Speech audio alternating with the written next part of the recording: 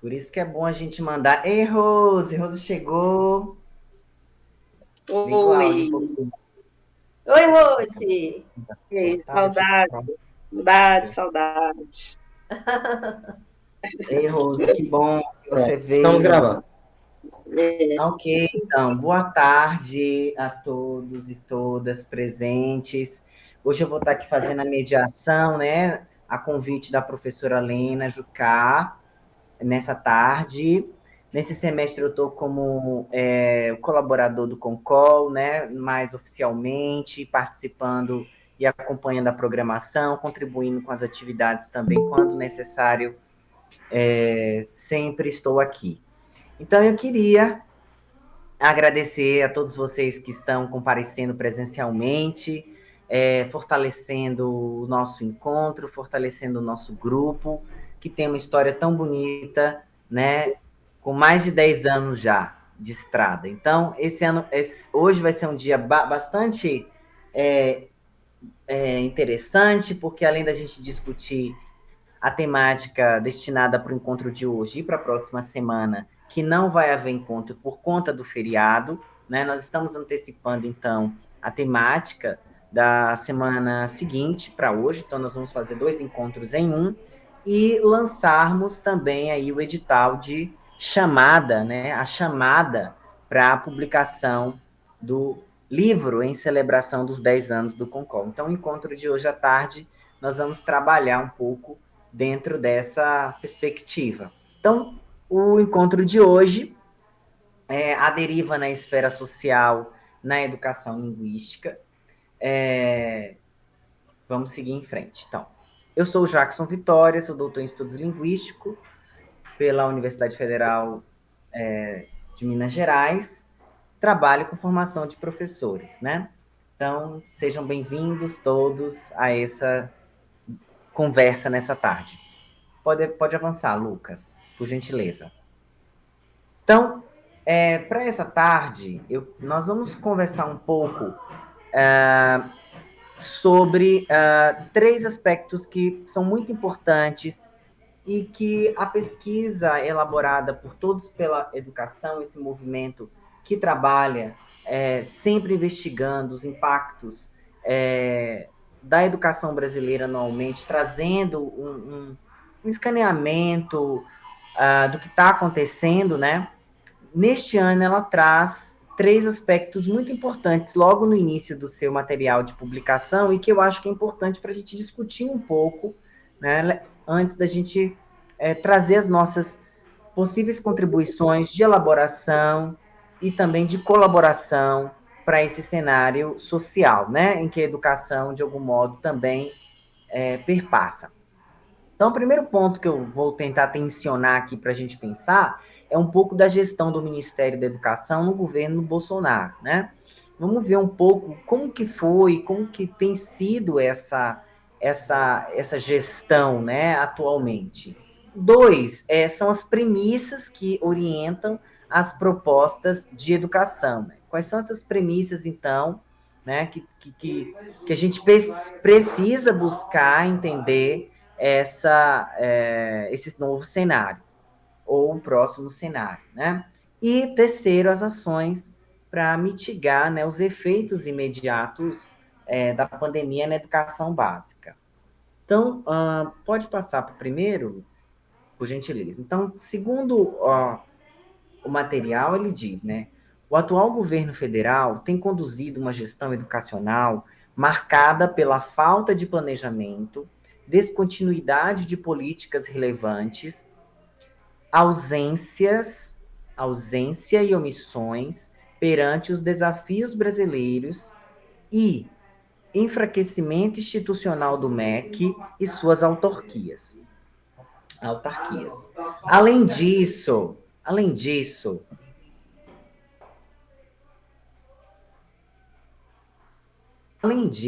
dá prioridade ao avanço de pautas desconexas dos principais problemas da educação, né?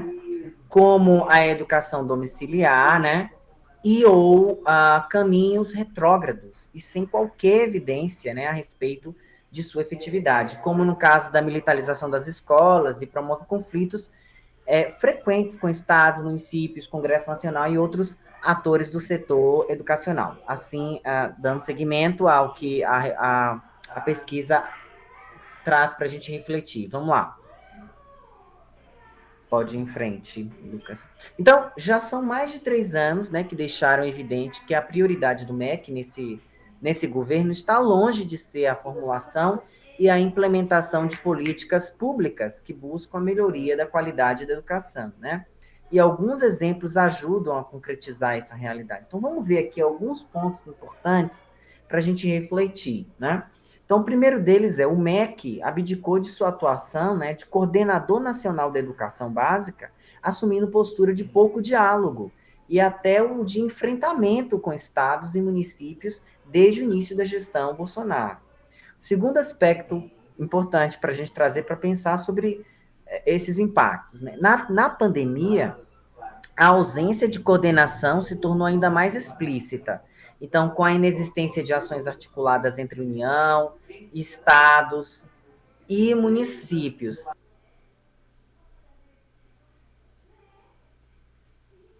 Estados.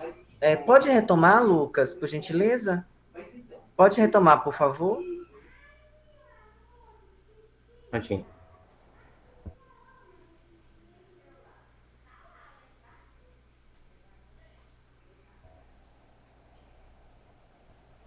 Não é esse não, Jackson? Seu microfone está mutado, Jackson. Você cortou o microfone. Ok, Lucas, estou retornando. Estou com problemas técnicos ainda aqui Sem problema, sem problema. Internet. Mas então, dando continuidade, gente. Então, na pandemia, né, outro aspecto importante é a ausência de coordenação, né, que se tornou ainda mais explícita com a inexistência de ações articuladas entre União, estados e municípios, e a postura de atribuir toda a responsabilidade pelo enfraquecimento, pelo enfrentamento dos efeitos da pandemia na educação aos entes subnacionais, né? Então, dando seguimento também a outro aspecto importante, pode seguir, Lucas. O que é entes subnacionais, hein? Então, essas instâncias, né? Essas instâncias de poder, né? As outras instâncias de poder. Outra coisa, as trocas na alta gestão são constantes, né? Além de o ministério já ter ido para seu quarto ministro, a duração média em cargos de alto escalão é menor do que um ano.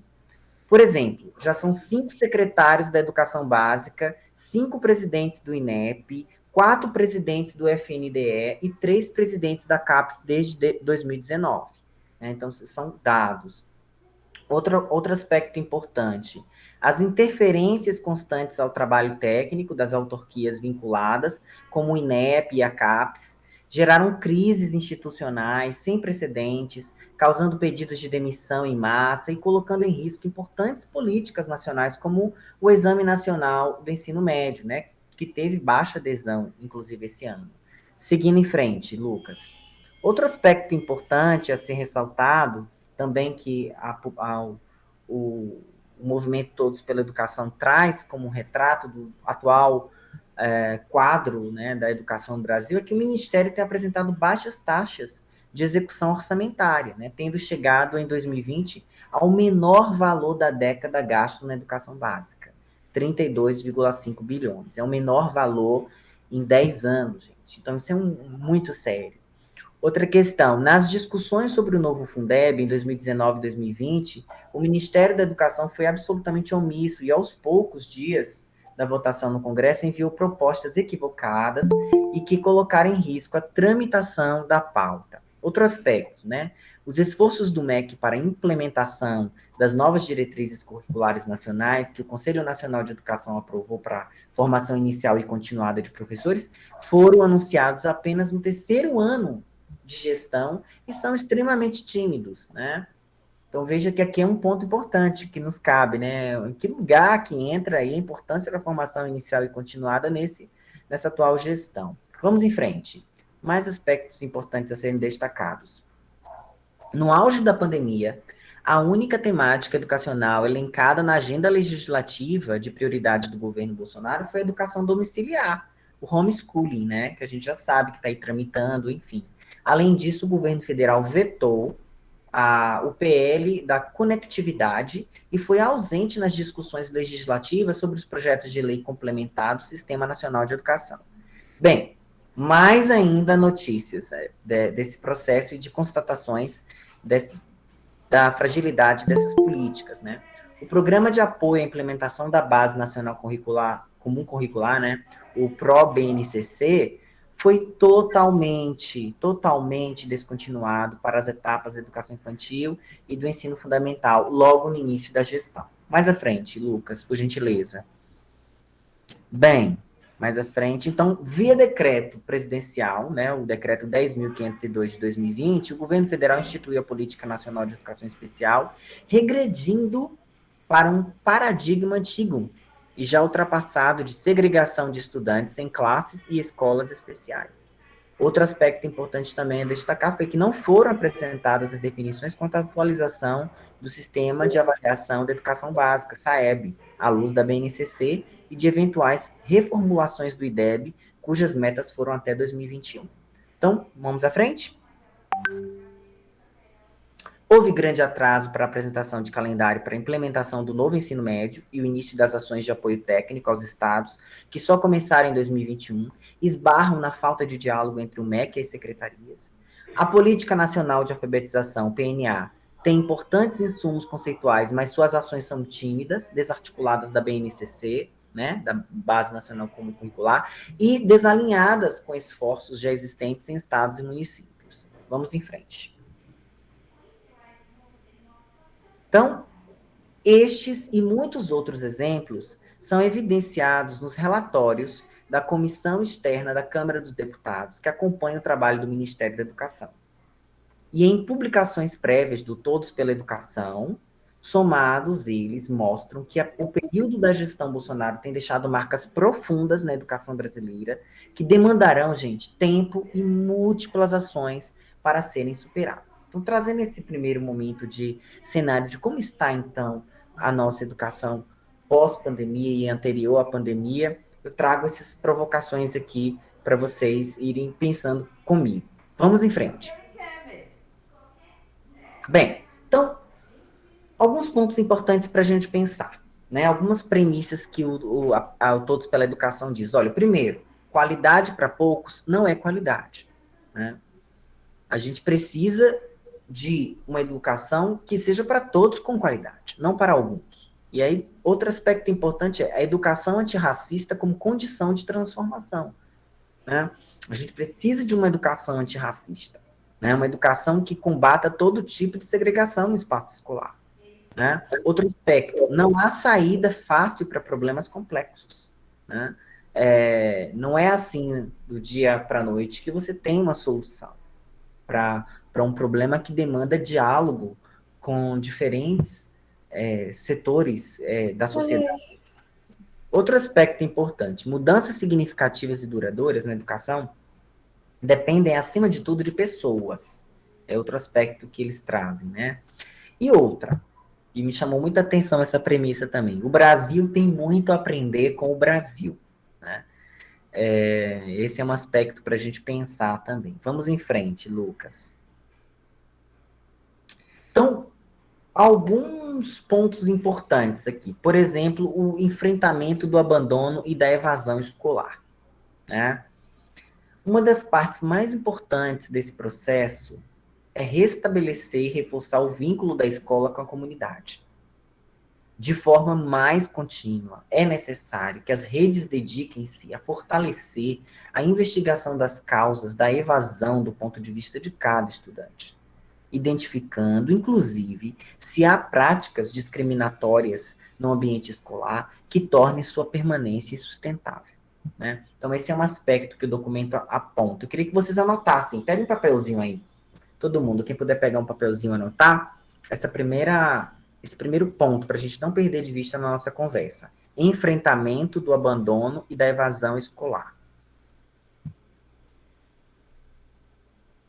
Vamos pensar sobre isso. Enfrentamento do abandono e da evasão escolar.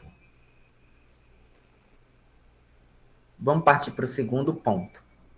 Segundo ponto Vamos lá, Lucas.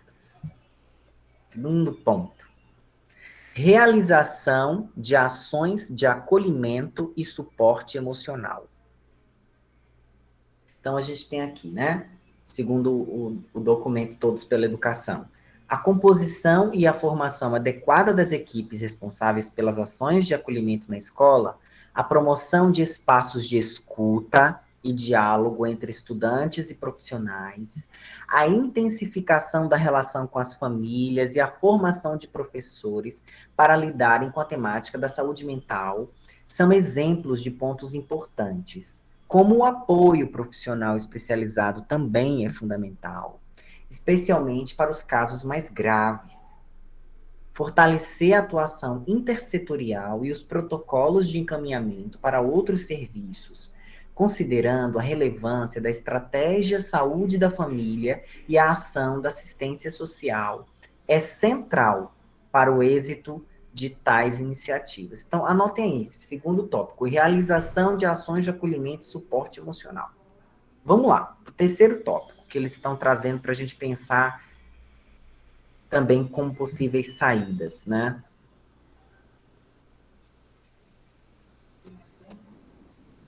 Pode avançar, Lucas. Recomposição das aprendizagens. Então, o que eles estão chamando de recomposição das aprendizagens, né? No entanto, é a expansão das escolas em tempo integral, em especial nas regiões mais vulneráveis do país, que deve ser vista como um imperativo para uma real superação das lacunas de aprendizagem.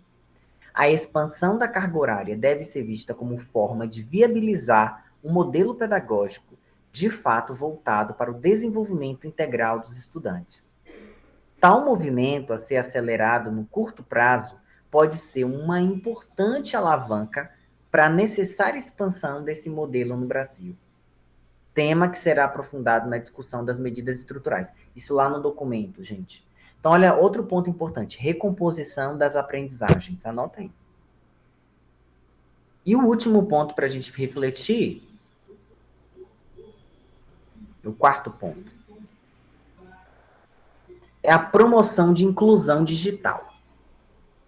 Então, a regulamentação da Lei 14.172/2021, que dispõe sobre a garantia de acesso à internet com fins educacionais a alunos e a professores da educação básica pública, representa importante passo nesse sentido.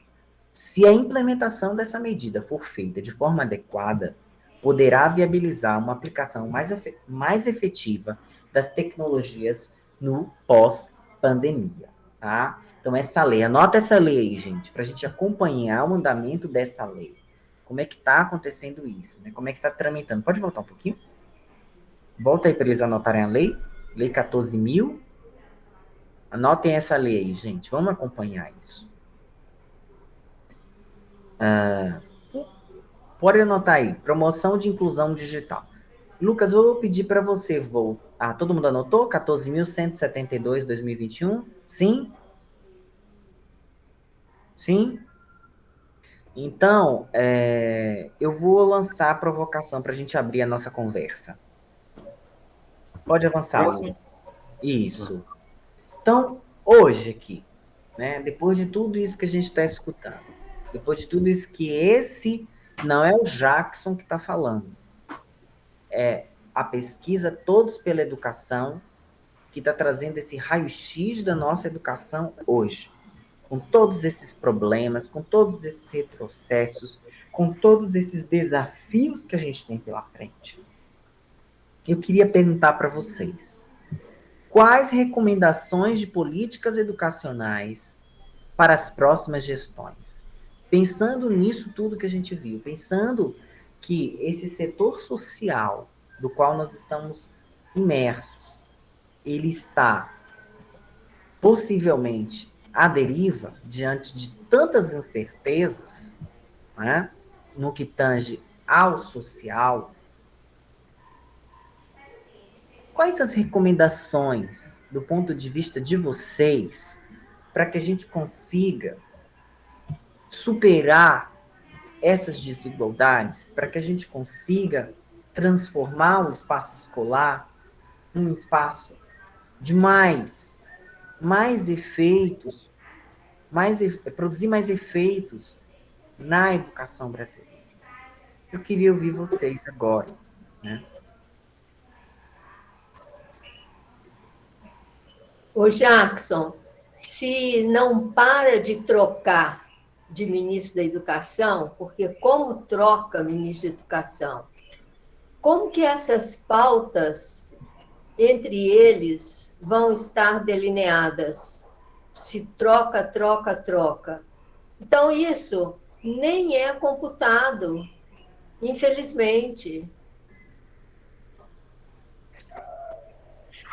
Eu acho que nem é qual recomendação de política educacional. A política educacional nem está na pauta, sabe? O primeiro passo aí seria colocar isso na pauta e entender isso como algo importante, porque o governo não percebe isso como algo importante, né? A gente tem ali a Coreia, quando teve aquela divisão Coreia do Sul, Coreia do Norte, né? Que a Coreia do Sul ficou... A maior parte das coisas acho que estavam na Coreia do Norte, né? Que eles tinham, assim, indústria, sei lá. O pessoal mais pobre estava no Sul e ficaram meio à deriva. Eles disponibilizaram 50% do PIB para a educação. Foi a forma como eles encontraram, assim, de investir. E aí ela virou uma potência, né? Hoje a Coreia do Sul é uma potência. Então, tem que entender primeiro que educação é importante, que é educação que vai ajudar a mover o resto, sabe? Enquanto não entenderem como que educação é importante, não... E não é só o governo, né? É a família entender que educação é importante. Falando lá de baixo, de quem está lá na escola e não consegue mudar o que está lá em cima, falta muito família na escola. Então, não sei nem falar quais recomendações. Eu acho que, para começar, é isso. A educação nem está em pauta para eles. Eu também ia falar sobre isso, sabe, Gabriela, Jacques e o restante do pessoal. Eu ia começar a falar sobre isso, sobre a família, né, que o quanto que faz falta, a gente se sente bem isolado nessa busca por educação de qualidade, a gente fica bem isolado, né, Gabriela? Nós, os professores, a questão ali, fechado dentro da escola, fora dela, quem mais está interessado, né? Aí você chamou a atenção aí para esse ponto. Para eles, não é importante, né? O gasto para a educação é só números, né? São só números. E a educação é importante para nós, ali que estamos fechadinhos na escola, né? A gente vai literalmente matando leões por dia para fazer acontecer, né? Nas mínimas coisas, né? Você vai pedir um xerox, é uma dificuldade, no dia a dia mesmo. Então, as recomendações políticas, educacionais, né? Seria colocar realmente a educação como algo que tem esse valor, né? E ele só tem esse valor para nós. Eu vejo que até a família também está lá imbuída lá das suas questões também, né? E não, manda o menino para a escola e está tudo resolvido lá. Agora, na hora que chega um recado, por alguma questão de indisciplina, aí, ainda assim, às vezes a família ainda não dá a cara, né? Porque muitos dos alunos falam, minha mãe não vai vir mesmo. Então, eles também estão à deriva também, né? As crianças também, sem suas famílias, falta. Eu percebi que depois da pandemia, a falta deles na escola, né? Turmas, assim, com menos de 10 alunos no ensino médio, essa coisa da evasão aí que foi já levantada, né? Só para provocar aí mais um pouquinho também, né? Dando sequência ao que a Gabriela falou. Jackson. Eu vou fazer blocos de 3 participações para a gente não perder o que está sendo discutido e a gente poder retomar e aprofundar também, né? Puxando Posso falar só mais uma coisa, rapidinho? Sim. Pensando, né, em recomendação de política educacional, e você já falou ali no início, você colocou até em vermelho, planejamento, tinha que ter mais investimento com planejamento, e uma coisa que não dá certo, né? A gente passar para casa para aluno, não ter data para entregar, a gente sabe que não funciona, que o aluno não faz isso também com o professor. Eu acho que nessa onda do digital, a Secretaria de Minas Gerais, por exemplo, disponibiliza muito curso online, mas os professores não fazem, e quando fazem, eles fazem de qualquer jeito, sabe? A gente está aí com o ensino médio integral sendo implementado, sem informação dos professores, os professores não estão sendo formados para isso, os encontros não estão sendo feitos de forma estruturada para eles chegarem lá e ter algo montado para eles, planejado para eles. Tem assim, olha aqui o material, agora vamos todo mundo estudar e descobrir o que tem que fazer. Sabe, quando você tem pessoas proativas, pode até funcionar, mas estamos falando de pessoas, professores também são pessoas, né? A gente tem gente proativa, mas também tem gente que não consegue sozinho, que prefere fazer um curso, né, estruturado. Então, é isso, tem que investir, tem que ter mais investimento financeiro e investimento em preparação, planejamento, oferecer um curso de qualidade, oferecer um curso que a pessoa tem que mostrar que ela fez realmente o curso, sabe? Não esse curso online que pega a resposta pronta e o professor está fazendo igualzinho o aluno, sabe? Igual o aluno fez na pandemia. Acho que é isso. Bom, nós vamos engrossando aqui essa troca, porque é muito importante. Então, 3 pontos importantes. O primeiro, que a Bernadette traz e resgata da nossa apresentação e na fala, é sobre a questão da descontinuidade, não só das ações, mas também da descontinuidade de representantes dessas instâncias, né? Não há só uma descontinuidade de quem está, né, de quem detém ali ou pressupõe de ter conhecimento sobre essas ações, mas também a descontinuidade dessas políticas. Aí eu queria perguntar a Bernadette se ela quis dizer, chamar a atenção só da descontinuidade das pessoas ou das políticas, né? Só para você depois comentar, Bernadette, isso. Ou a outra pergunta para a Rosilene. É gasto mesmo que a gente tem com a educação? É gasto? É uma pergunta, né? E outra coisa para a Gabriela, sobre planejamento, né? E aí você, acho que nessa sua fala agora, você traz esse aspecto de planejamento, mas também traz o investimento, né? Não somente o planejamento, mas o investimento e, digamos assim, o retorno dessas ações. Queria que você falasse um pouco mais sobre isso. E tanto a Rose quanto a, a Gabriela trouxe aí questões voltadas da ausência, né, dessa ausência. Em todas as 3 falas apareceu a questão da ausência aí, né? Ou a ausência da família, ou a ausência do Estado, ou a ausência dessa política pública, dessa agenda, né, preocupada. E eu queria que vocês trouxessem um pouco mais sobre isso. Se desejarem, gente. Aí, no meu caso, você disse a pergunta que você fez para mim, você podia repetir, por favor? É que você disse na sua fala sobre a descontinuidade dos gestores, né?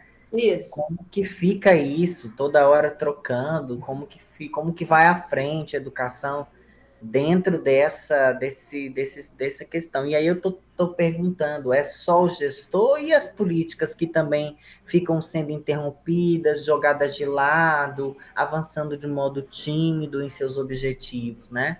É descontinuidade do que exatamente? Quer dizer, quais os impactos, no seu ponto de vista, dessas descontinuidades, tanto dos gestores quanto dos projetos, porque foram elaborados projetos, foram elaborados objetivos, nós temos documentos robustos, dados importantes para que a gente possa avançar. E por que é tão tímido esse avanço? Por que isso não vai à frente, no seu ponto de vista?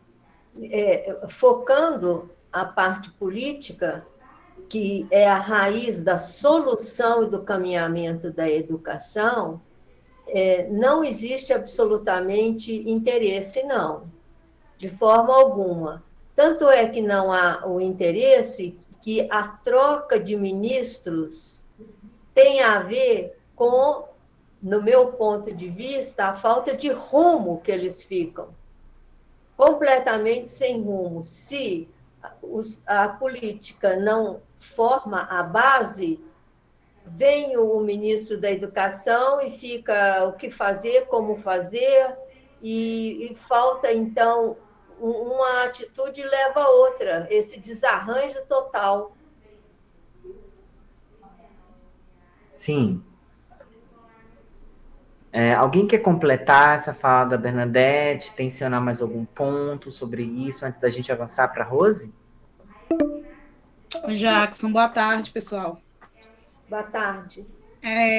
Assim, a fala da Bernadette ela é muito pertinente porque a gente percebe que não há pleno interesse das autoridades, igual é um total descaso com todas as atividades da escola.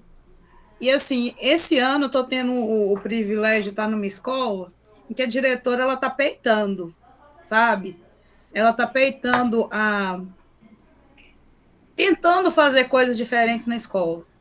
A minha escola passou, no tempo da pandemia, por vários problemas de roubo. Ela conseguiu uma parceria com a CEMIG, que eles roubaram a fiação da escola inteira. Que isso? Ela conseguiu a parceria com a CEMIG, que fez a implementação toda novamente da rede elétrica.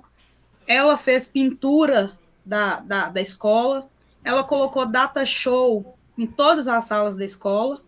E ontem aconteceu um fato muito desagradável, porque não sei se vocês viram, que passou uma escola em que os alunos foram impedidos de entrar de chinelo na escola. Não sei se vocês viram nas reportagens que passou aí. Não vi, não, Márcia. Foi aqui em Belo Horizonte? Teve até Itatiaia lá Infelizmente, era minha escola. Nossa! Por quê? Qual que é o argumento do chinelo? O que acontece com o chinelo? Infelizmente, os alunos, quando eles estão entrando de chinelo, eles estão usando o chinelo como arma. Eles vão brigar, eles tacam o chinelo nos outros alunos, sabe? E assim, a gente teve um reforço, assim, muito até que pelos comentários que tiveram nas postagens, a nossa escola teve até um bom amparo da sociedade, porque eles acharam que a sociedade ia ficar contra a escola. E a sociedade está nos apoiando, dizendo que, assim, que é um lugar de normas. Eu perguntei para os alunos assim, quando vocês vão jogar futebol? Vocês vão jogar de chinelo num campeonato? Qual que é a vestimenta que vocês têm para poder estar utilizando? Então, assim, é muito complicado, sabe, Bernadette? E, pessoal, é muito complicado tentar fazer as coisas também corretamente. Porque eu acredito que o uniforme é uma identidade do aluno. Porque eu percebo que aquela escola que não tem um aluno com uma blusa, que seja, né, ele se perde. A escola não tem referência. O aluno não tem referência do que é uma norma. E hoje, engraçado, aqueles alunos que não tinham, falavam que não tinham condições de comprar um tênis, estavam todos calçados. Então, para que eles estavam indo de chinelo? É verdade. Para servir de arma. Nós vamos fazer, Lucas, porque está faltando 7 minutinhos, é isso, Lucas? Sim, nós temos 7 minutos. 7 minutos. Acho que dá para alguém fazer aqui um comentário e a gente partir para o próximo link, né, Lucas? Uhum. Vamos fazer isso? Então, alguém quer comentar, acrescentar sobre isso que a Márcia trouxe? Eu quero. O que a Márcia contou, ao invés de proibir, né? Porque a Márcia, eles têm uniforme ou não?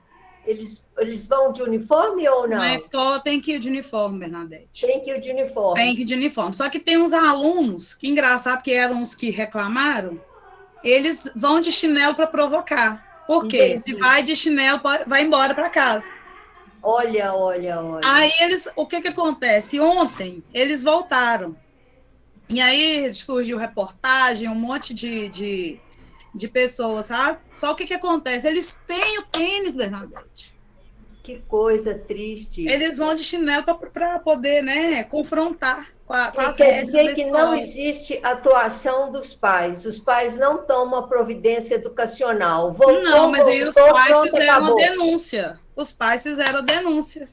A denúncia o quê? Que o aluno Que os voltou? meninos foram barrados de entrar na escola, foram proibidos de entrar na escola porque estavam de chinelo. Mas o porquê não foi explicado, porque Não. o chinelo estava servindo como arma. Então ficou só um lado da história, não ficou o outro, que é o mais verídico e importante. E a escola não reúne esses alunos para conversar com eles a respeito da Então, atitude conversou deles. e colocou, né? E encaminharam eles de novo para a escola, para casa. Só que pela reportagem, parece que soltaram eles na rua, e não é assim. Imagina, Chamaram os responsáveis para buscar. a escola ficou réu, né, Márcia? Sempre vai ser assim, né, Bernadette? É muito triste. Nós vamos então, eu vou fazer aqui, aproveitar esse restinho de minuto para fazer aqui um tensionamento, para a gente partir para o próximo link. Acho que dá para fazer, mas todo mundo já está aí com acesso ao novo link, né, gente? O novo link está no Lá no chat. O Lucas sempre põe, né, Lucas? Ok. No Então, chat tá bom. também, Então, coloquei só para a aqui. gente começar aqui a fazer essa reflexão, eu queria. Vamos fazer o seguinte: vamos mudar logo de link para a gente não Tá ter bom. problema? Tá Vamos bom. fazer isso, Lucas? Então vamos lá. Vamos para lá.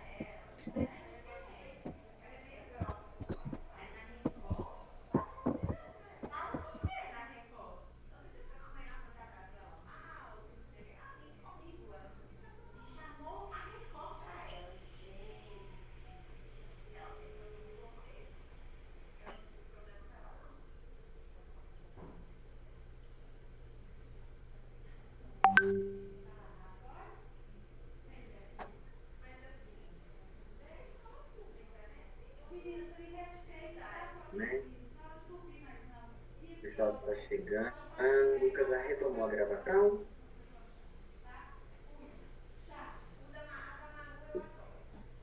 Lucas, estou retomando agora. Estão todos aqui já presentes.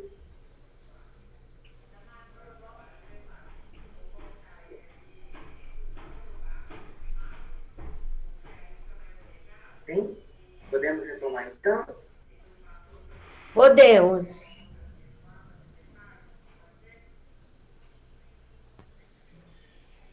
Podemos retomar, Lucas?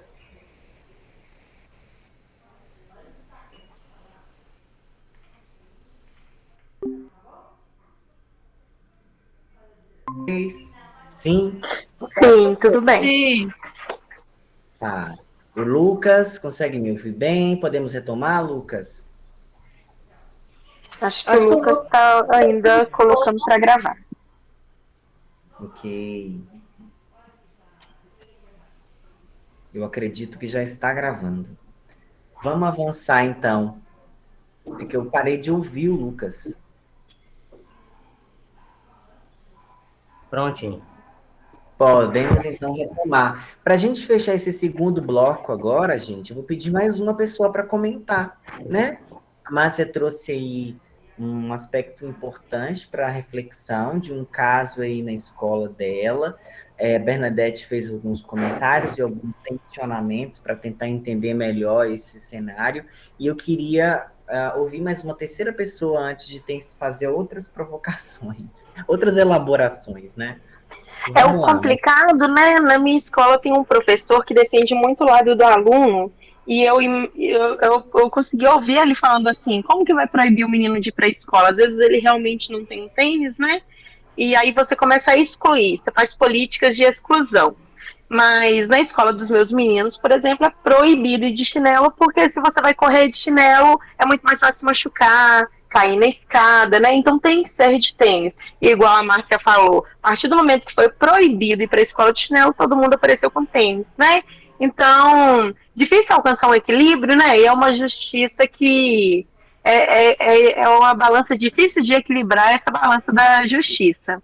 Mas a gente tem que fazer assim, sempre tentar fazer o melhor e também, né, tem tantas, não sei, verba paletó para deputado, por que não dar uniforme para esses meninos? Na minha escola, os alunos têm que comprar, tem muita gente que só tem uma blusa, porque a blusa é cara, ela custa mais de R$ 40.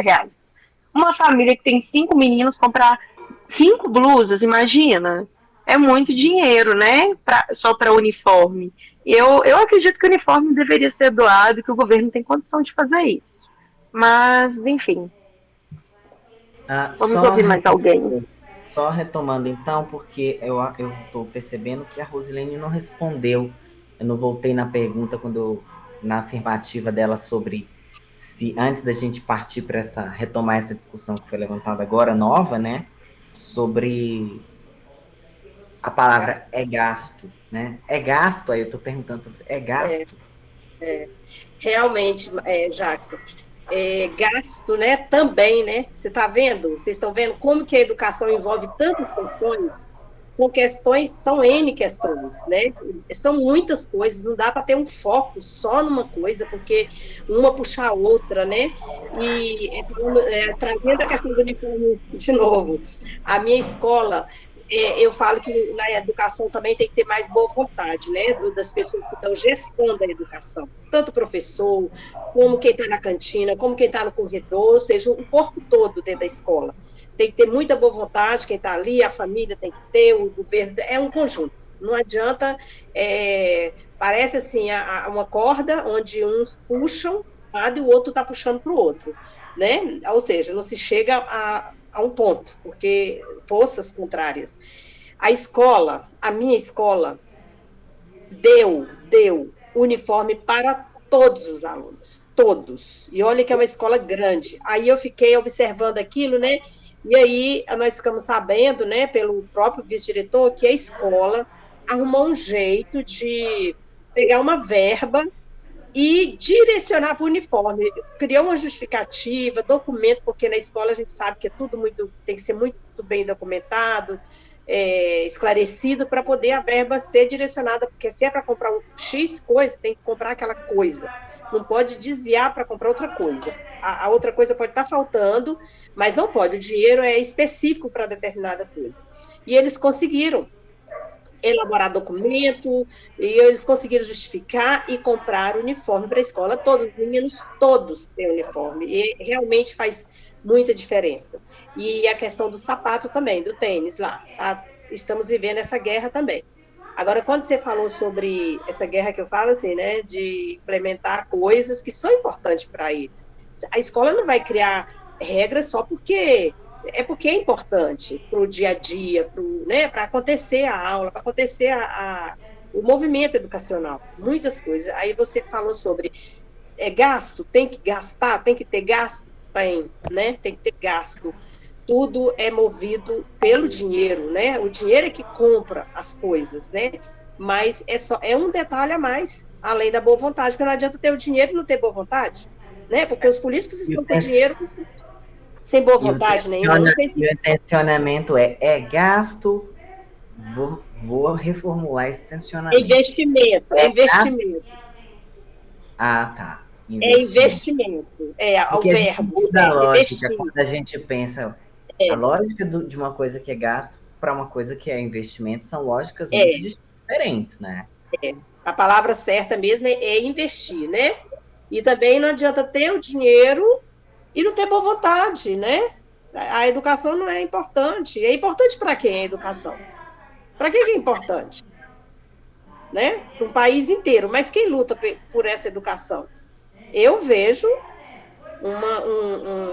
um professorado, né, que a gente, logicamente, em todas as áreas nós temos pessoas que vestem verdadeiramente a camisa da sua profissão e outros que não. Isso aí comentar sobre isso é irrelevante também, porque isso existe em todas as áreas, né?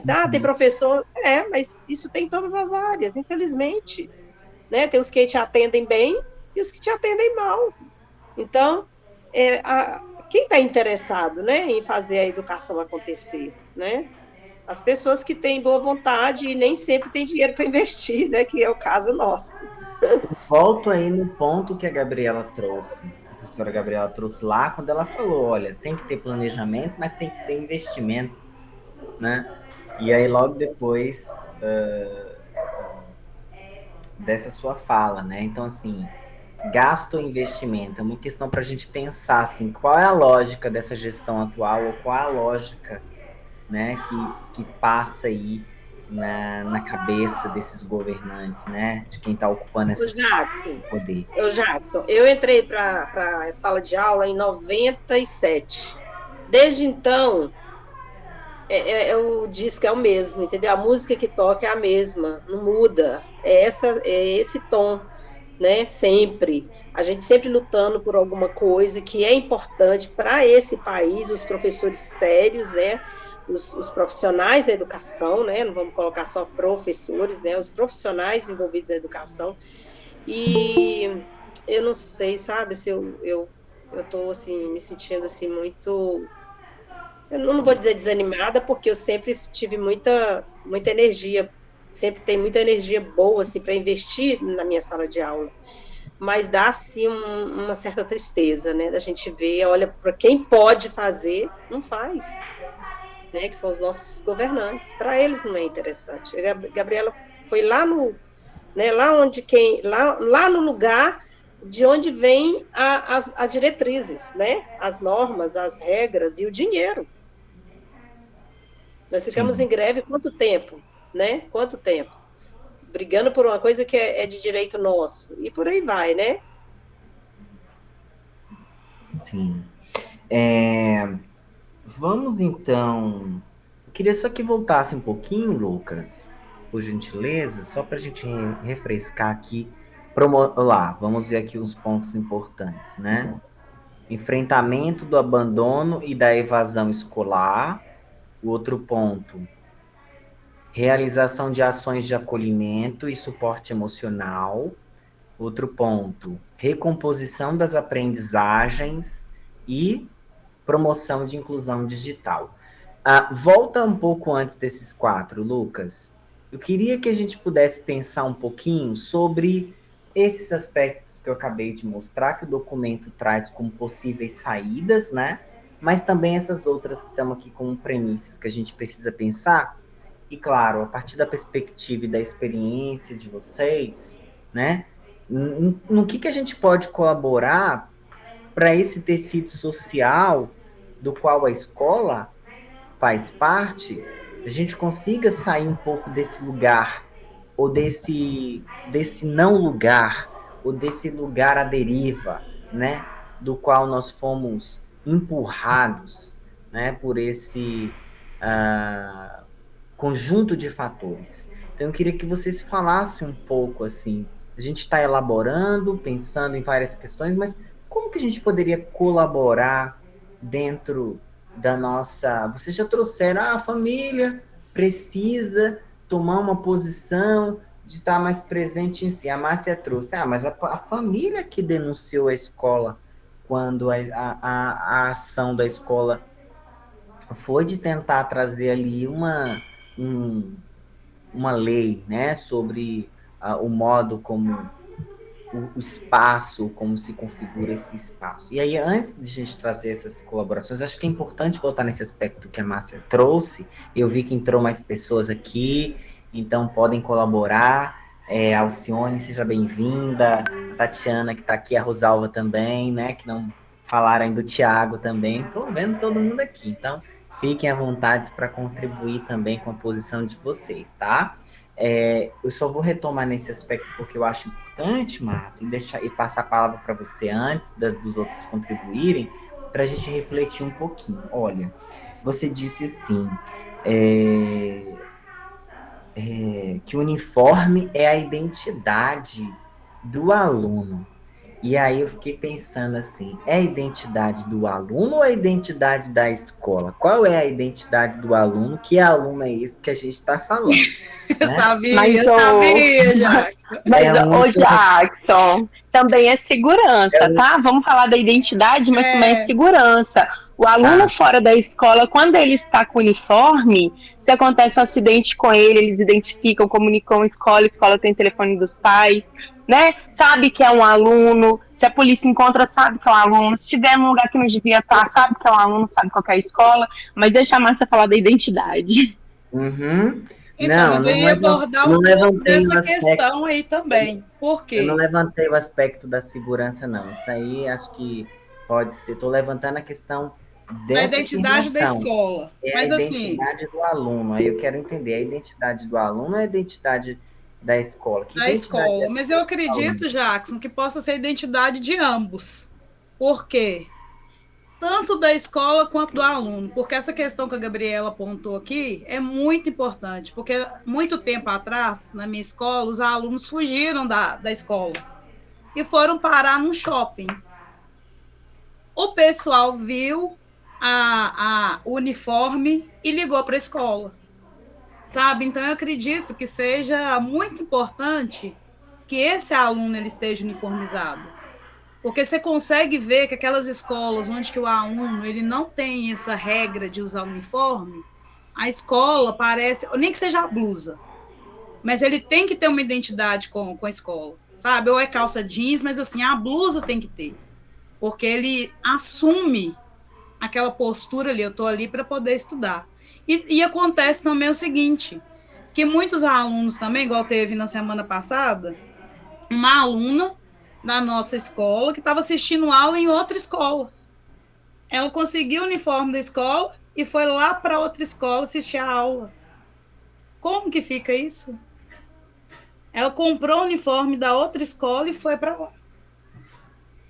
É uma loucura isso. É um aspecto, você está levantando um aspecto de segurança que daria muito para a gente conversar sobre segurança nos espaços escolares, né? Uhum. Agora, eu vou tensionar um ponto que eu acho que foi muito importante, que já foi até levantado pela Gabriela também, assim, acrescentado, né, como pensamento também, que você trouxe, olha, não foi só, e você trouxe na sua fala, olha, a escola pediu para que eles usassem o sapato. Eles foram sem sapato. E a escola, como medida, falou, vocês não vão entrar, né, ou vocês precisam voltar com o sapato. Aí você diz, olha, no dia seguinte, os que disseram que não, os que estavam sem sapato, estavam com sapato. Aí a Gabriela trouxe, olha, a gente sabe que esses alunos não consomem qualquer sapato, que os sapatos custam preço X, W, Z.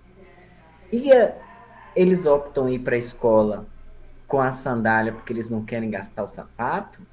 Aí é uma questão. A outra questão foi levantada, não sei se foi pela Rose, acho que poderia, não, acho que foi pela própria Gabriela, o Estado poderia investir em fardamento, em calçado. Aí acho que foi a Rose que disse, olha, lá na escola foi investido sim em fardamento, mas assim, a gente está falando de calçado, tá?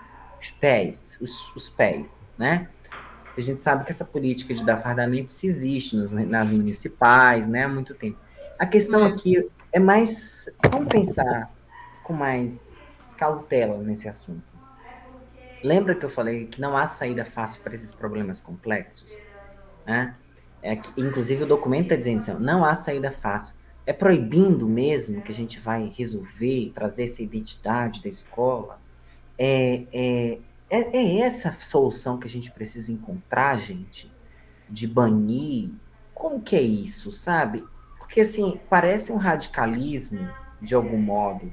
Tanto, quer dizer, por que esses pais não foram procurar a escola para dialogar com os diretores e foram procurar a mídia?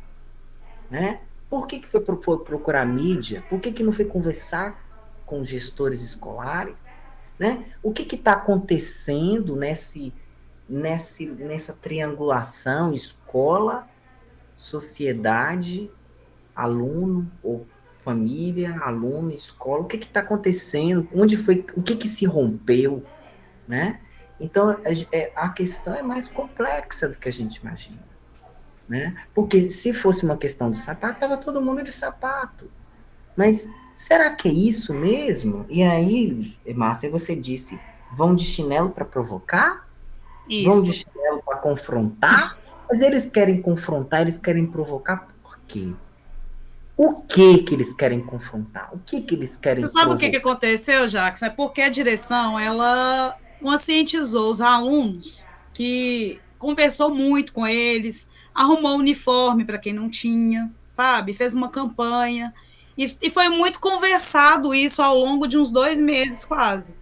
E foi estipulado uma data, sabe? Para poder comparecer à escola uniformizado. E aí, o que aconteceu ontem? Ontem era o prazo. Os alunos, eu acho que é uma forma de afrontar mesmo. Não tem outra explicação. Sabe? É para poder afrontar a norma. Que eles querem encontrar a norma, pelo que dá a entender. Sabe? E assim, o que eu achei mais interessante, eu repito aqui, é que todos que falaram que ontem voltaram para casa porque estavam sem o calçado, hoje apareceram de calçado. E não é calçado ruim, não. Isso aí que é o meu questionamento, sabe? Esse que é o meu questionamento. Por que não podia usar antes? Ô, Márcia, se esses alunos estão agindo dessa forma, eles são o alvo da questão para que a gente possa ouvi-los. Eles são chamados para conversar com a presença da diretoria e dos professores para explicar o porquê dessa atitude, porque se provocá-los para falar, o que eles vão falar? E aquilo que eles vão falar pode ser a base de uma fala para eles dos professores com relação àquilo que na educação está faltando, está ruindo. Eu acho que eles deveriam sim ser chamados para explicar o porquê da atitude, qual o objetivo da atitude, e vamos ver o que eles diriam, o que eles explicariam.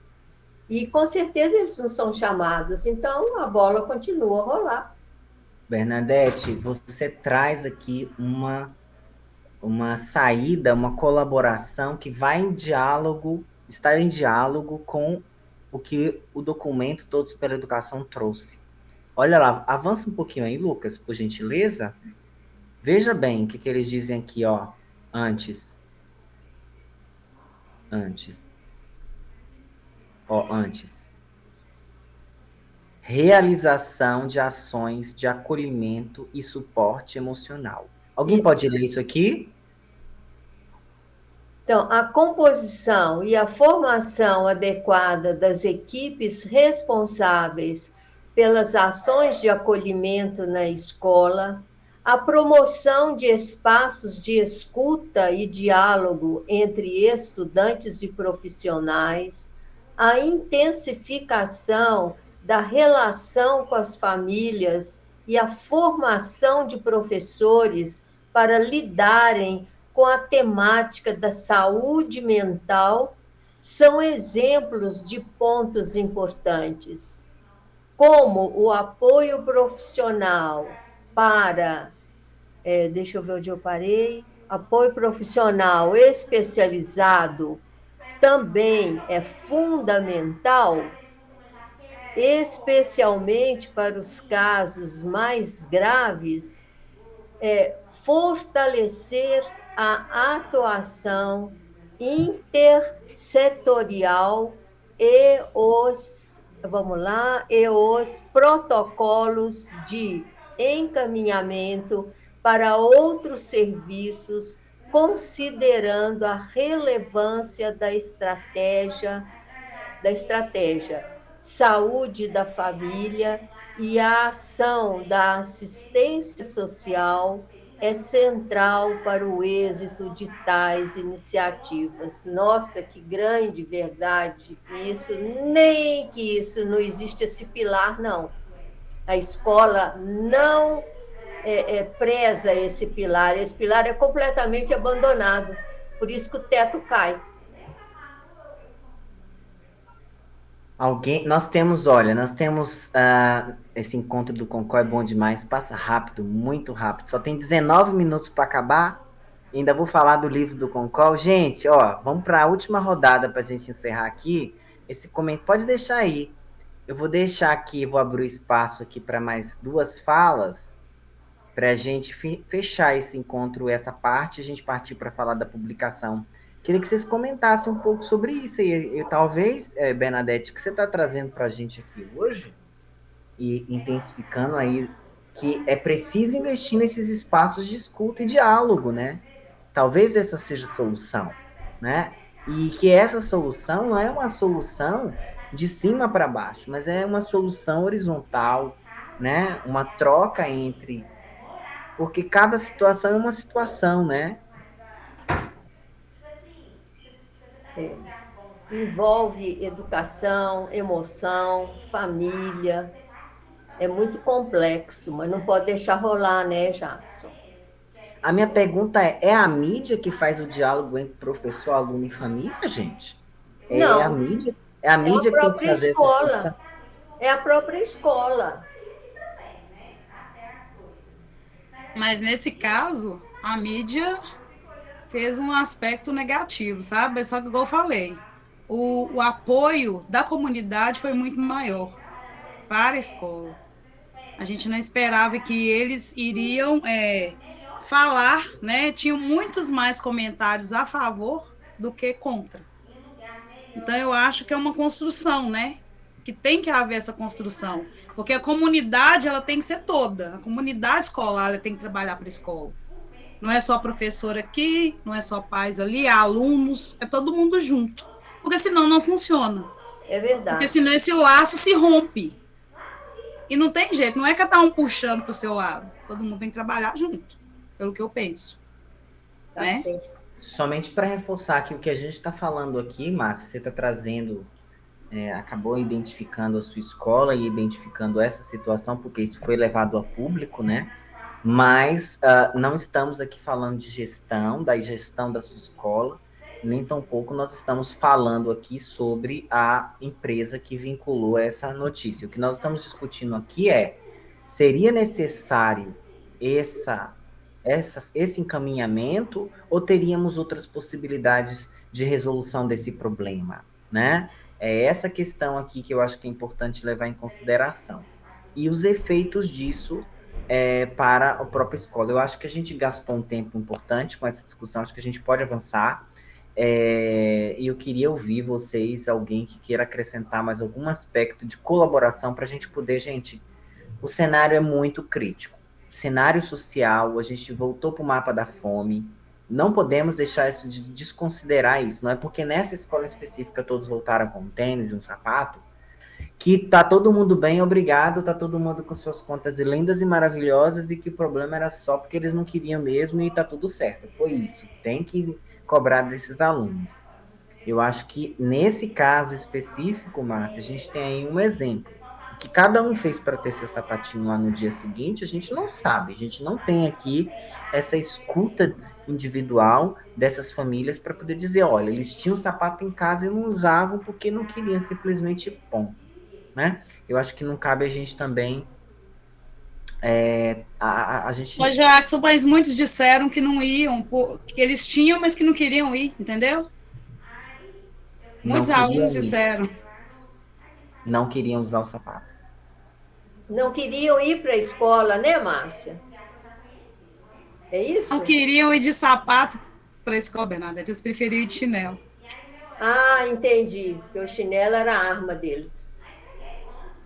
É a mudança, né, gente? Toda mudança. A Bernadette, eles não disseram em nenhum momento, a fala foi dita que eles disseram que o chinelo era usado como arma. Essa foi a interpretação que a comunidade deu ao uso desse chinelo também, né? Então, assim, me parece, Márcia, nessa sua fala agora, que para eles ir de chinelo é como se fosse assim, é como se estivesse em casa. Para pensar um pouco também, né? Então, o meu filho de 6 anos, ele teve essa dificuldade de adaptação, porque foram quase 2 anos em casa descalço, nem chinelo calçava. E no começo, que eu calçava um sapato não servia, eu até comprei um sapato novo para ele ir para a escola, para ver se o novo servia, sabe? Porque meu dedinho tá apertando aqui, a meia pega no meu dedão, muita reclamação. E assim, talvez tenha essa questão também, né? De se adaptar novamente a usar um sapato. Pode ser também, né? Pode ser. Ou não também, querer usar o único sapato que tem para ir para a escola, porque vai ficar velho, o único sapato que ele tem para a hora de passear. São muitas questões. Mas eu acredito que não, viu? Não acredito que não. Que não o quê? Que não é o único sapato que eles tinham, não. Ah, entendi. Bem, esse assunto do sapato é um assunto importantíssimo. Eu acho que o que a gente está levantando aqui em consideração, olha, tem alunos que têm que usar, tem alunos que têm, mas preferem não usar, tem alunos que não têm condição de usar, de comprar outro, porque só tem um, né? Seria o Estado o Estado poderia investir e dar um sapato para cada um e sim cobrar esse sapato para usar na escola, né? Então, assim, são muitas questões aqui que envolvem o uso ou não uso do sapato como uniforme oficial. Parece engraçado, mas é algo bem complexo, gente. É que é muito interessante isso, é muito interessante. Esse papo renderia muito, viu? Eu queria. Ô, Lucas, quer falar alguma coisa, Lucas? O Lucas deu um risadinho também. Eu tô falando com o microfone cortado, eu tô aqui pensando, sabe? Igual assim, primeiro a gente falou, poxa vida, será que caberia ao Estado dar, né? Não dá, mas assim, prover esses calçados? Aí eu fico pensando, ok, mas nós temos os recursos para isso, com todos os cortes que estão sendo feitos na educação? Aí a gente pensa, aí eu volta àquela antiga política. O Brasil é um dos países que mais gasta com educação em termos de porcentagem do PIB. Então, não é dinheiro, o problema não é dinheiro, porque é muito dinheiro que está entrando, é gestão. Não, é aplicar esse dinheiro de forma correta, certo? E essa política que eu acho, assim, muito errada, sabe? Por exemplo, que nem a Márcia comentou, que os professores, não, desculpa, os pais se mobilizaram contra a posição da escola, certo? E um pouco gerado pela mídia.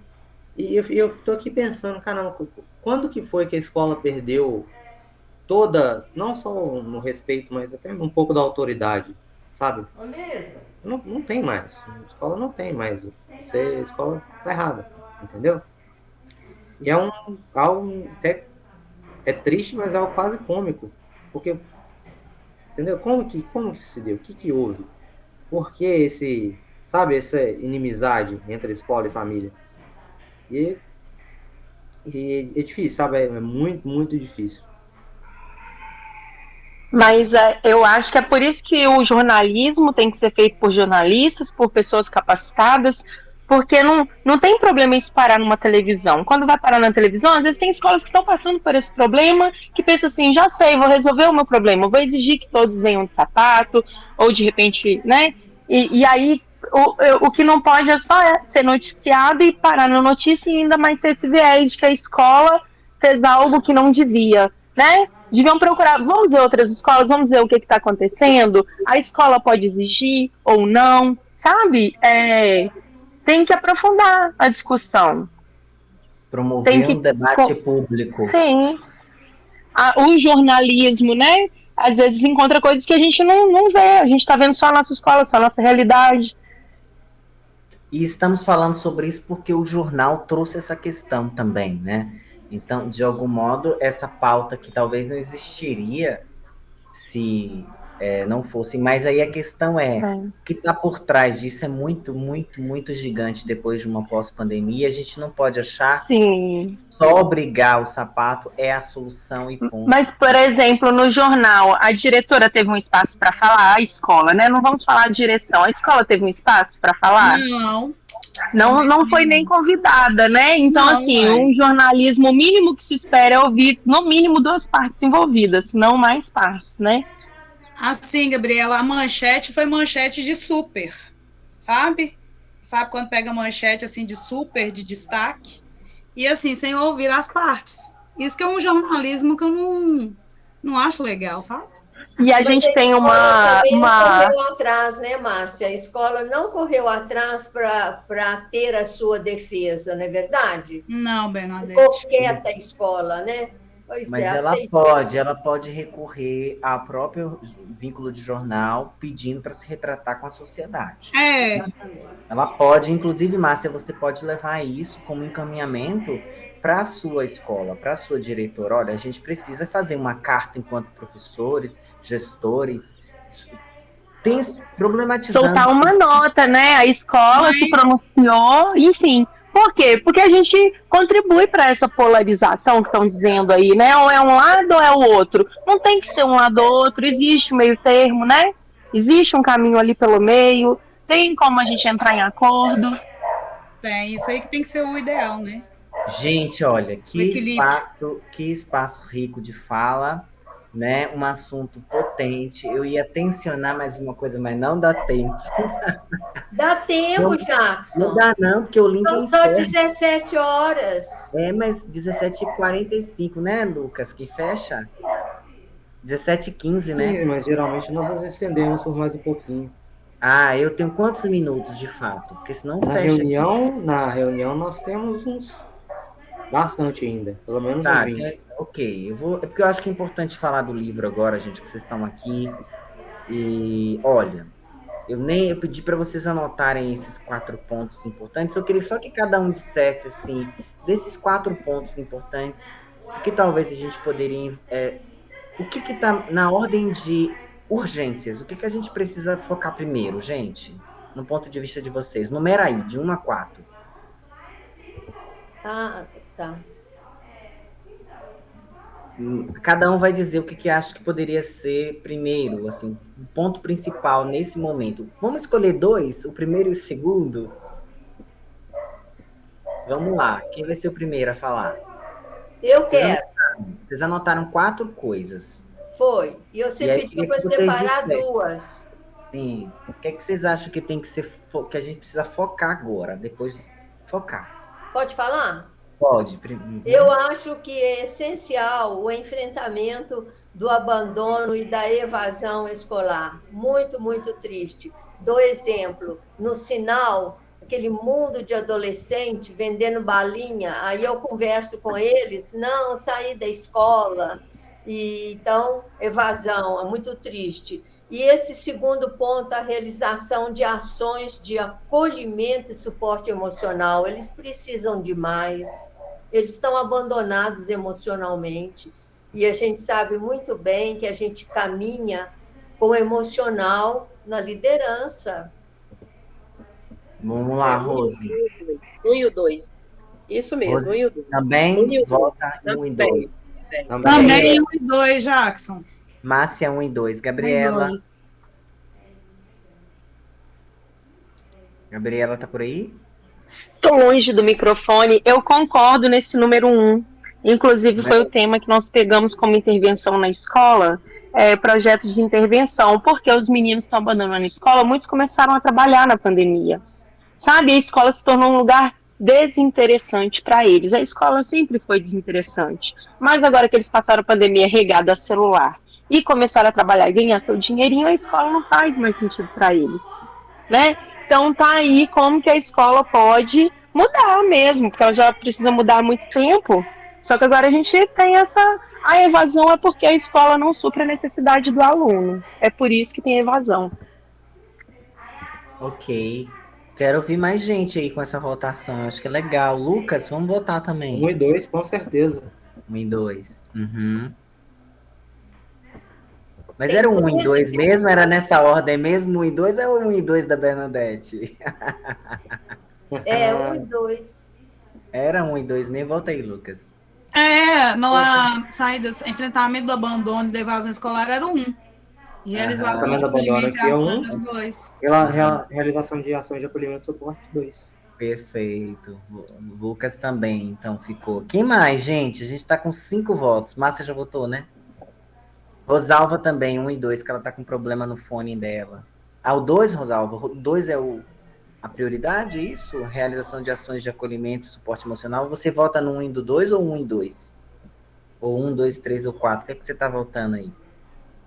Tatiana, 1 e 2. Rosalva, 1 e 2 também. Gente, nós estamos em maioria. Tiago tá aí. Tiago, você deixou a escola, já se formou, já tá aí na cena, na vida. Me conta. Ah, não, não é o Tiago de Rosilene, não. É outro Tiago. Tô fazendo confusão. Oi, Thiago. Oi, Tiago, você pode falar? Se não puder, pode se comunicar por aqui também pelo chat. Acho que o Thiago não tá aí, não. Deve ter saído. Gente, olha. Interessante aqui, eu quero chamar a atenção de vocês o ponto 3 e o ponto 4. Passa aí, passa aí, Lucas. Olha, o 3. Recomposição das aprendizagens. Quer dizer, a questão da escola em tempo integral, de ampliar o tempo na escola, e o outro, né? O letramento digital. Gente, o que vocês acham que esses não são as prioridades, então? Alguém se arrisca e a responder? Já se fala tanto em digital, tanto em que tem que aumentar o tempo, que o aluno tem que ter interesse. Por que não é, talvez não é uma questão de letramento, não é uma questão de ficar mais tempo na escola? O que vocês acham, então? Ele é muito importante, ô Jackson, só que ele não existe sem o aluno estar na escola, né? Então, primeiro o aluno tem que estar na escola, para depois vir essa inclusão digital. E essa inclusão digital é mais, enfim, né? Ela perpassa assim, tem muitos aspectos diferentes. Primeiro é ter o acesso. Alguns têm, outros não. Segundo é esse letramento digital. Eu já tenho telefone, acesso à internet, mas eu sei usar isso para aprender, eu sei usar isso de forma segura, né? Eu sei usar isso com ética. Então, essa inclusão digital aí, depois que ele passa essa primeira barreira, que é ter o acesso, vem a segunda, que é fazer um bom uso da ferramenta, né? Então, tem essas duas inclusões. E eu acho que sim, a gente precisa desenvolver muito isso, não só para o aluno, como para o próprio professor. Como que um professor vai promover uma inclusão digital se ele mesmo não está incluso nela? E os professores não estão. São poucos professores que estão inclusos. Né? O salário não é suficiente. Para aqueles que o salário é suficiente, às vezes falta esse letramento digital. Mas não dá para chegar nisso sem o primeiro aluno estar na escola e passar por aquela formação de professores. Ok. Gente, Bom, eu acabei de entrar. A Rosilene falou ali que está há muito tempo e que ela vê isso desde o começo. Eu acabei de entrar e já estou me sentindo como a Rosilene, assim. Eu senti a Rosilene meio sem esperança, sabe? Meio... Eu já estou me sentindo assim, meio desesperada, sem esperança. Porque a educação, a construção dela é tão a longo prazo e para destruir é tão rápido. E a gente está vendo agora uma destruição, e como é que vai fazer para recuperar uma coisa que nem estava boa antes, E sabe? E que a precisamos gente de tem que tanta chegar... gente, né, Gabriela? A gente precisa de tanta gente Sim, envolvida, né? Com boa sim, vontade, tanta gente né? envolvida, pois é. Tantas Então, questões. qual que era o terceiro item? Eu perdi aqui o terceiro. Recomposição das aprendizagens. Pois é. Ô, gente, é tão difícil isso, né? Mas para mim, família faz muita falta. Eu sempre vou voltar na família. A gente não consegue fazer muita coisa sem a família envolvida ou sem um ensino integral que sustente essa integralidade. O menino está na escola o dia todo, não tem nenhum horário vago, porque se ele tiver horário vago, não tem quem esteja disponível para olhar esse aluno durante o horário vago, mas ele precisaria de horário vago na escola, para ele ter um respiro, para ele focar em alguma coisa que ele tem mais dificuldade, mas os colegas não, né? Essa personalização. O ensino integral tem que vir com espaço para personalização, com espaço para desenvolver capacidades que eu quero uma coisa e o Jackson quer outra, mas que cada um tem que ter esse espaço, sabe? Não é colocar todo mundo dentro da sala de aula o dia inteiro fazendo as mesmas coisas. Não é integral desse jeito. O desenvolvimento integral do aluno significa desenvolver diferentes habilidades, diferentes competências que a gente não faz dentro de uma sala de aula, todo mundo fazendo a mesma coisa o tempo todo. gente, nós vamos parar por aqui. Nós vamos parar por aqui, tá? Porque o que a Gabriela trouxe hoje é um fechamento que eu não preciso dizer mais nada. Então, quem quiser ouvir depois o que ela disse de novo e replicar isso, Gabriela, fantástica a sua fala, para a gente refletir, viu? Então a gente encerra por aqui. Lucas, projeta aí esse chamada dos 10 anos do Concol, porque a gente precisa agora falar de uma outra coisa maravilhosa, que é, gente, a realização desse, eu vou dizer, é meu sonho, mas é o sonho, não é sonho, é realidade. é a história desse projeto que nos uniu e que, de algum modo, transformou a nossa vida. Não é verdade? Porque o que seria de mim sem ter encontrado vocês que estão aqui?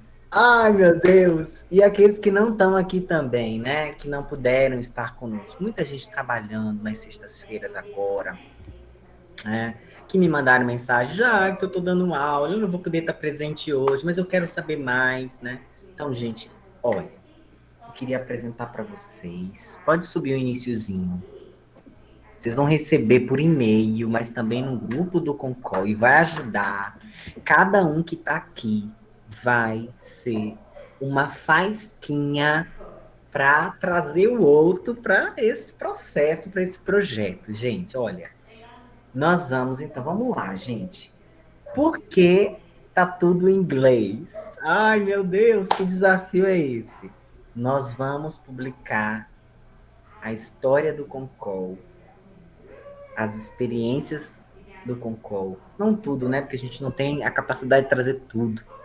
Mas o que a gente conseguir reunir nos nossos textos em língua inglesa. E nessa chamada aqui, durante um ano a gente vai preparar esse livro. Porque é muito trabalho pela frente, né? Só que vai ser leve. Vai ser leve por quê?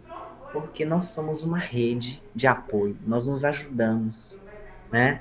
Então, o que um tem dúvida, o outro vai acrescentar.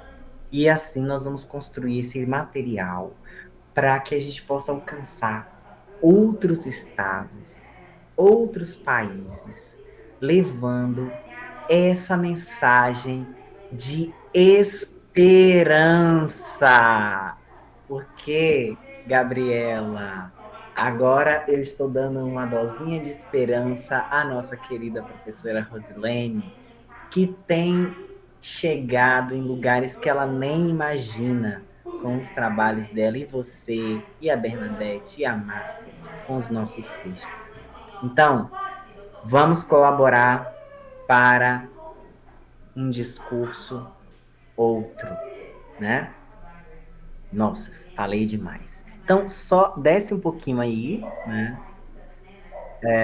Vou fazer uma síntese do que vocês vão encontrar. Aqui vocês vão encontrar a justificativa, né? Por que desse trabalho? O título do nosso livro, né? O conhecimento em espiral, o conhecimento espiralado, né? Não sei se vocês sabem o que é o espiral, né? Que é aquele movimento assim, ó, que vai subindo assim. Não sei se todo mundo sabe, né? Que começa, mas que você pode voltar, né? É uma coisa. Precisamos ler sua tese, Jackson. Não está disponibilizada ainda no site ainda, mas vai ficar. Olha o que está dizendo aí, gente. Vocês vão buscar. Gabriela, pode ler pra gente esse trechinho inicial? Being part, começando aqui? Isso. Being part of the Outreach Program Interfaces, FALE, FMG, since 2011, Concol is a project that counts on the collaboration of English language teachers, ELT, mainly from Belo Horizonte and neighboring towns in the state of Minas Gerais, to construct a spiral knowledge path in continuing education. This metaphor emerged in this attempt to depict the knowledge trajectory inside Concol, for we attribute to the spiral the meaning of evolution, an upward and progressive movement that is usually positive, auspicious, and constructive. Therefore, we expect that whoever engaged in this substantial project never gets stuck in their presuppositions. Continua? Sim. On the contrary, the spiral movement entails gliding meaning, as we encourage critical thinking. In the view of this, and in order to reconstruct the unique 10-year trajectory of Concol, this call invites all the coordinators, researchers, TAs, Fulbright CAPES ETAs, and Collabo teachers who took and still take part in this transformative project to submit their manuscripts so that we can give life to a book that aims to shed light on possible methodological approaches to foreign language teaching and learning, which are devised in this interface of applied linguistics and other areas of knowledge, such as education, Freudian Lacanian psychoanalysis, theater pedagogy, and discourse analysis, just for start. Obrigado, professora Gabriela, pela leitura, excelente leitura. Vamos descer um pouquinho. Então, aqui fala um pouco dessa justificativa. Na chamada, então, nós vamos ter o livro dividido em duas partes. A primeira parte, nós vamos ter ali... o livro começa com os textos de vocês são os protagonistas. E depois, a segunda parte do livro, nós que colaboramos, que fizemos trabalhos ali, né? Nós vamos ter uma introdução em que nós vamos apresentar um pouco da história do projeto, antes da primeira parte. Vamos descer, então, um pouquinho para a gente entender os prazos, que é o que nos interessa agora. Então, bem, só aqui. Então, aqui tem umas guiding questions, né? E que vai orientar vocês nesse processo de construção. São perguntas que vão orientar essa escrita de vocês. Então, olha bem, vamos descendo. Professora Bernadette, você pode ler para a gente?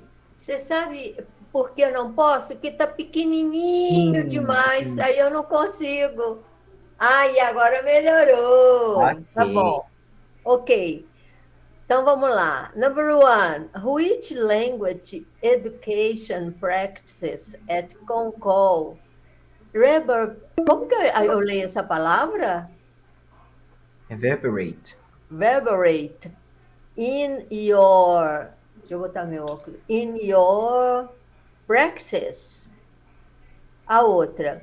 What are the effects of this participation in your professional identity? Number 3, what are the effects of your frequent participation in this continuing education program? Sim? Okay. As outras também? Então, essas são as perguntas que vocês vão buscar para se inspirar, né? Ao processo de escrita, né? Como que essas práticas, né, que vocês desenvolveram, elas reverberam na prática escolar de vocês, né? Todo esse processo que vocês passaram, a dois, né? Quais são os efeitos dessa participação no Concol, na identidade profissional de vocês? E um terceiro ponto quais são os efeitos, né, que vocês conseguem perceber dessa passagem de vocês nesse projeto, né? Então, assim, vocês vão fazer uma grande reflexão desses anos todos que vocês estão, né, envolvidos nesse projeto.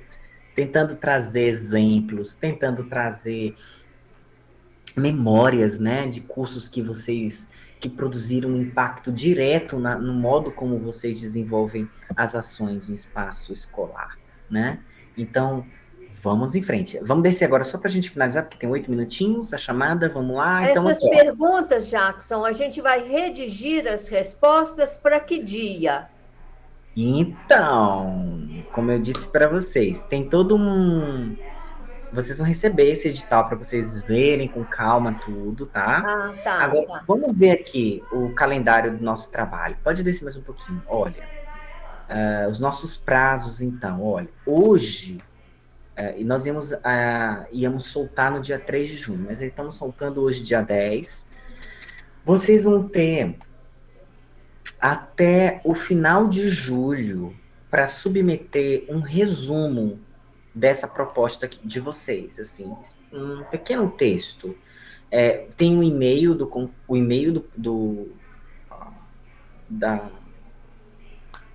da chamada que vocês vão submeter. Nós vamos dar um retorno para essa proposta do que vocês estão querendo falar, né? Então, quem já escreveu, sabe, né, que a gente faz como vai escrever para um evento, a gente não faz um resumo pequenininho? Não faz? É como se fosse assim, olha, você vai selecionar, você vai escolher o que você quer falar, né? Aí você vai escrever esse pequeno resumo. Esse resumo vai ser enviado até o dia 20 de julho. Tá? Então, a gente tem até lá para poder produzir esse pequeno resumo. Aí nós vamos dar um feedback para vocês sobre esses resumos. E aí, em seguida, vocês vão ter até setembro para mandar esse artigo, que geralmente vai ser umas 5 páginas, né? Então vai ser um texto pequeno, considerado um texto pequeno, né? Mas não menos profundo, tá? Pode descer um pouquinho. Aqui tem algumas instruções, mas, ó, aqui tem instruções da formatação, da fonte. Tem também o link da ABNT para aprender como citar, a quantidade de palavras. Então, os critérios, né? Pode descer um pouquinho. O que a gente quer que a gente, o que a gente espera constar dentro do resumo? Alguém pode ler aqui? O que Dentro está do no quadro. retângulo? O que está no retângulo? Isso, o que tem que constar no resumo. Uhum. Okay, overall quality of the proposal, originality and contribution to the field, theoretical background and rationale, não sei se estou falando certo, of proposal and individual papers, methodological adequacy of the individual papers, quality of discussion and conclusion. How can I read this word? Plagiarism.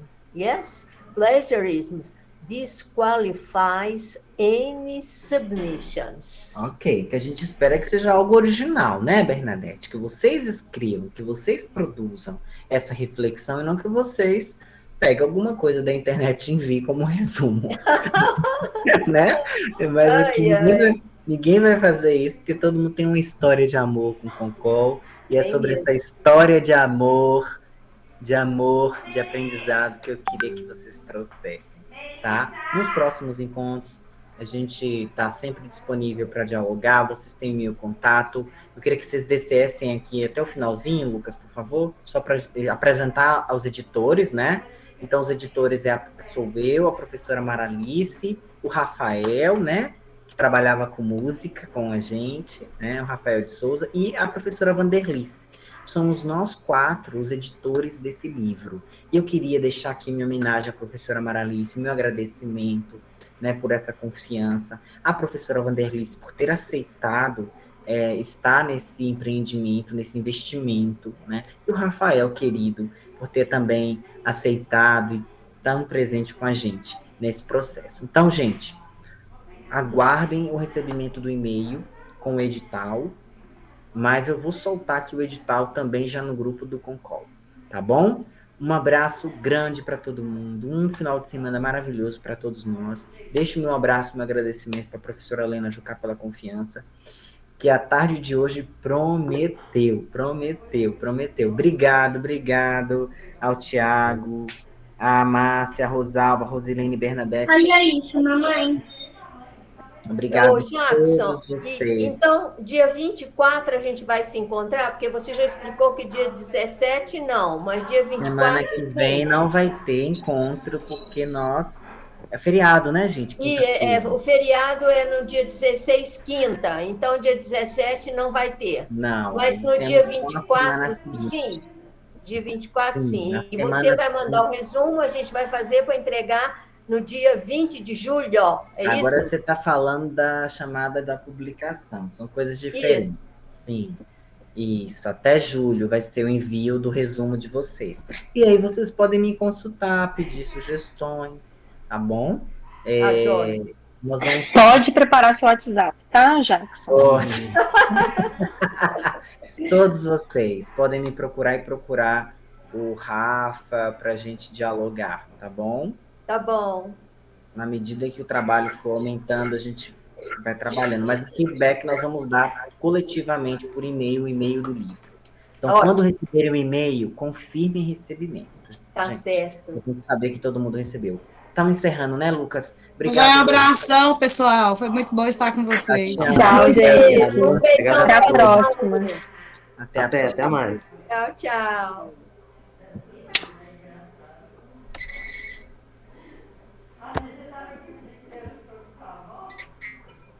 Alô? É ela. Pode Tudo bem. desligar a você já me ligou gravação, né, 3 Lucas? vezes. Qual que é o problema agora? Bernadette, seu áudio está ligado. Ah, tá, obrigada. Se eu fiquei sabendo de quê? Se eu fiquei sabendo.